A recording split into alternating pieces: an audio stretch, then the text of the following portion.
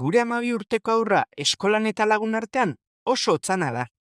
Inoiz ez du liskarrik eta gatazkarik izaten, baina gero etxan lertu egiten da askotan. Nola lagun diezaiokegu kanpoan ere bere nortasuna ateratzen eta defendatzen?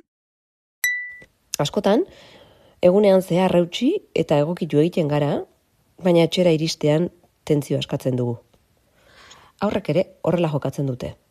Etxean segurtasun gune bihurtzen da, eta han emozioak askatzen dituzte.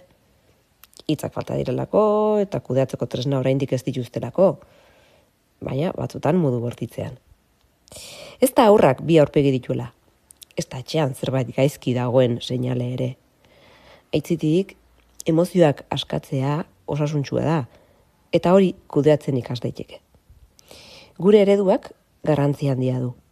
Helduak tentsioa nola deskargatzen dugun, hitzez, arnas hartuz, mugimenduaren bidez, eredugarri izan daiteke. Era berean, aurrak kanpoan bizi ditzakeen beldurrak eta oztopoak identifikatzen saiatzea ere lagungarri izan daiteke. Eta ideia praktiko gisa, defentsarako hainbat estilo antzestu daitezke etxean, jolasean eta ikasteko modu gisa.